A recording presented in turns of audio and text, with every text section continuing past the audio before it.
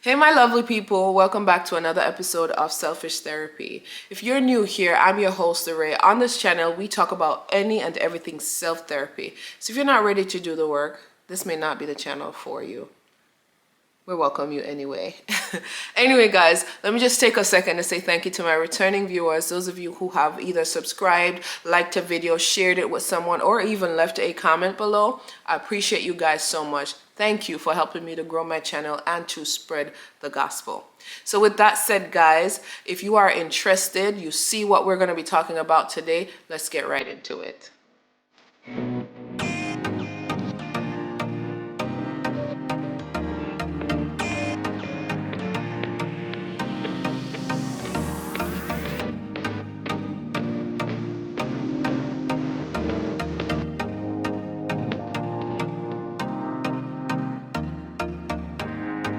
Okay, guys, thank you so much for staying. All right, you see that we're going to be talking about the spirit of pride today and how that can actually block you or interfere with your worship and your time with God. And so I want to ask you, have you ever felt distant from Jesus in a way that you can't even explain? You know that you've been worshiping, been praying, you have been reading your Bible, you have doing all the things that you thought you know you should do to have a relationship with God, but it feels like there's a barrier, like something is missing. Have you ever felt like that? I know I have. And so today, the reason why I wanted to talk about this is because I have experienced that from time to time in my walk with Christianity. And I want to say this to you. What if your issue is not so much about that God is pulling away from you, but more so that our way of thinking, the spirit of pride, is why we feel so distant? What if that's what's quietly blocking us? Think about that. All right. Now, hear me out. Hear me out. The spirit of pride is very subtle. Many of us think that the spirit of pride is this big thing, that somebody who just pulls up his head and think the way, but sometimes that's not the spirit. The spirit of pride can be very subtle. It can come into your hearts very quietly. It could be just a little small things that hinder us, and it's very dangerous. But we often overlook it because it's so small and subtle. And we know that's how the enemy attacks us, especially us believers and Christians that's just truly searching after the heart of God. He's not going to come with the big things that we know, oh, that's the enemy, and we rebuke it. He comes in very small, very subtle, very quietly, and test the waters. And if we don't check it, it becomes, we're watering it and not realizing that it's growing in us. We think of somebody that's arrogant and boastful and, a person that walks around thinking that they're higher and mightier than thou, and they're better than people. That's our way. When we think of pride, that's what we think. But yes, while that is also pride, that's not the only thing, right? Pride, as I said, comes in very subtle. It's so much deeper than that. So pride could look something like, I've got this. I don't need anybody. I'm going to do it on my own. I may need help, but I don't really want to ask anybody for help. Pride could also look like, thus says the Lord. How many times we've heard that? Oh, the Holy Spirit says. That could also be pride, because you're leaning so much on yourself that God is not even talking to you, but you don't have enough wisdom or discernment to even decipher, so you run with it without checking it against the Spirit of God. Pride could also say, at least I'm not like them. What? Pride could be, oh, why can't I have it? You see what I'm saying?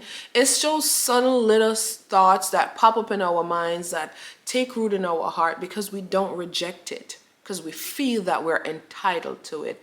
Pride could look like, I deserve this. Pride could look like, look what I've done for you. You hear it? How many times we've heard things like that?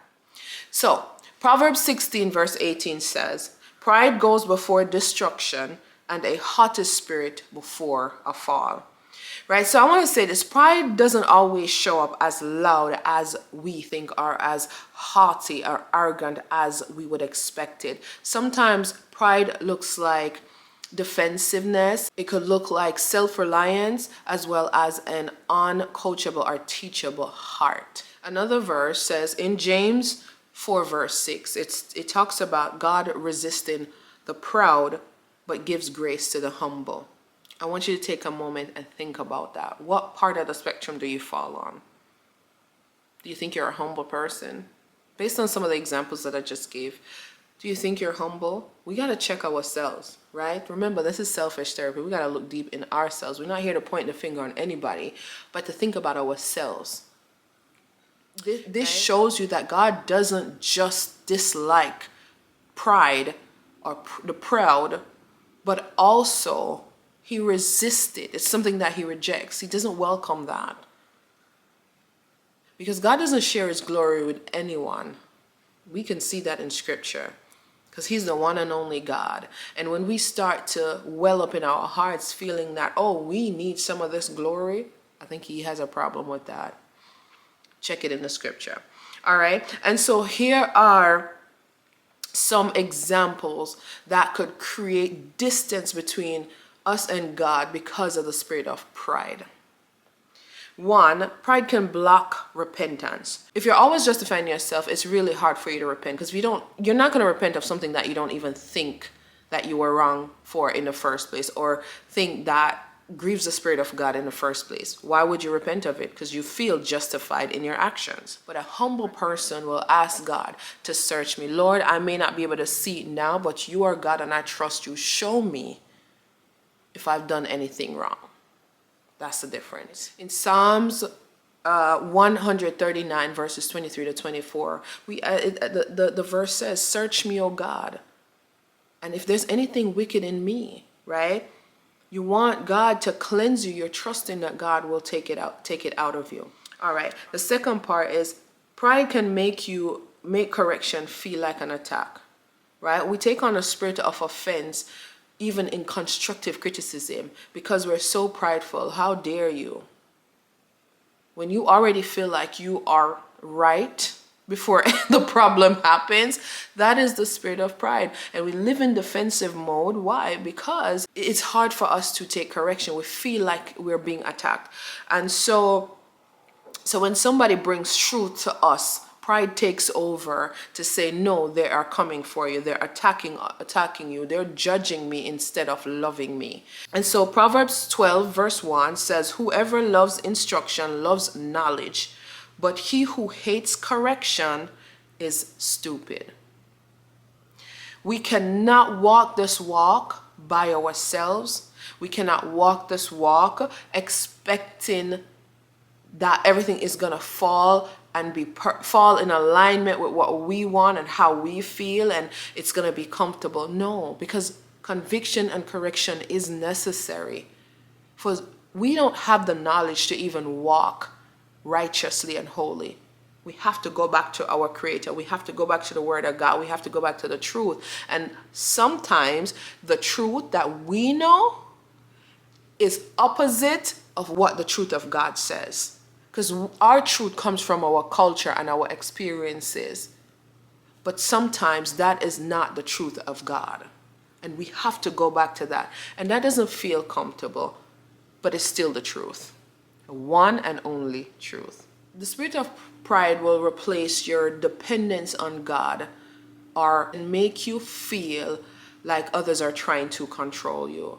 So we need others, right? And so because we are so rebellious against that, and we lean so much on self, when somebody is even trying to support us in truth or even just the word of God, we take it as control, and we don't like others controlling us, but we want to control others, right? And we want to control the narrative, and we want to control this. We want to be in control. And so the spirit of pride will turn that around and make everything seem like outside and externals are trying to control us, versus technical, we need to surrender. So God is telling us to surrender. And he may be saying this to others, our parents, our pastors, our friends, the ones that truly love us, but we reject that information because we think they want to control us. That again is the spirit of pride. Not everybody's trying to control you. Some people genuinely love you and are speaking to you through through truth. And a scripture that supports that says in John 15 verse 5, where it says, apart from me, you can do nothing. Point blank period. Nothing without Christ. Think about this. We literally walk around with his breath in our lungs right now. Have you ever seen a man living without breath? I haven't. Nobody. Nothing we can do apart from God. And there's just so much layers, so many more layers to that, but you understand what I'm putting down, right? Let's bring into perspective we that walk with pride versus the heart of Jesus. Our hearts filled with pride versus the heart of Jesus. And so when we look back on the life of Jesus according to scripture, when Jesus was walking, he didn't walk in pride. He walked in humility, right? He made himself nothing. We're talking about God in the flesh, made himself to nothing on our level, became a servant to serve us, and humbled himself even to his death upon that cross. Have you ever seen the crucifixion of Jesus Christ? I'm not talking about the pretty up one. I'm talking about the one that shows you the oh my God, what he's going through that none of us could really take right now. But God himself in the flesh humbled himself, put away pride. He could have responded, he could have stopped it, he could have done all that stuff, but he didn't. You understand what I'm saying? About the level of humility that Jesus walked with on earth, even to his death. And we often want to walk around, we live to be right. We live to be right, to be right.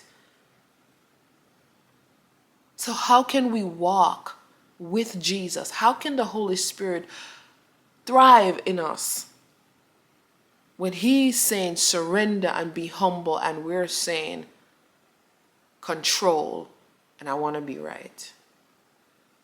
That don't work. That can't go together. That and that don't work. You understand me? How do we follow the heart of Jesus, but we are saying pride?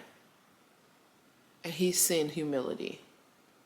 Think about that. All right. So now that we have, excuse the light, guys, the sun is shining in the window. But now that we have really looked at the heart of Jesus and what he wants for us, for his servants, concerning the spirit of pride and surrender to him, how can we change that in ourselves? The first thing we have to do is we have to go to our Creator, our Maker, and ask him to reveal to us any prideful things in us. Our heart that is set on pride, we ask him, one, to reveal that to us. Secondly, we must know his word. For instance, 1 Peter 5 verse 6, it says, humble yourselves under the mighty hand of God, that he may exalt you in due time. And shifting your heart posture to not going in for the instant gratification or for the glory for yourself, but rather to express and walk in love to God. How can we do that? We have to surrender all to him and allow the Holy Spirit to do the rest. Right?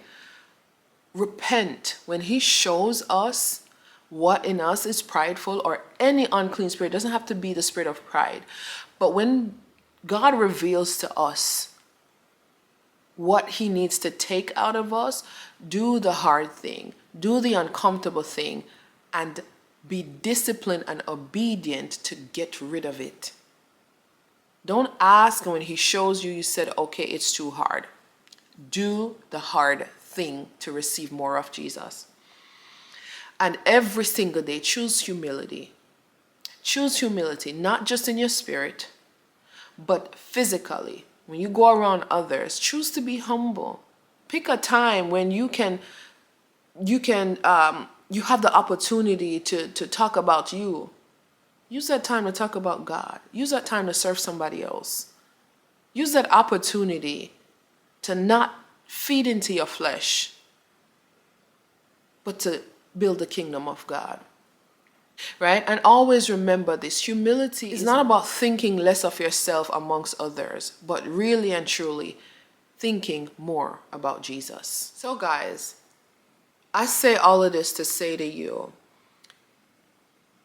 if pride has been affecting you silently, or maybe this evokes something in your heart to say, maybe I have some sense of pridefulness in me, there is still hope, right?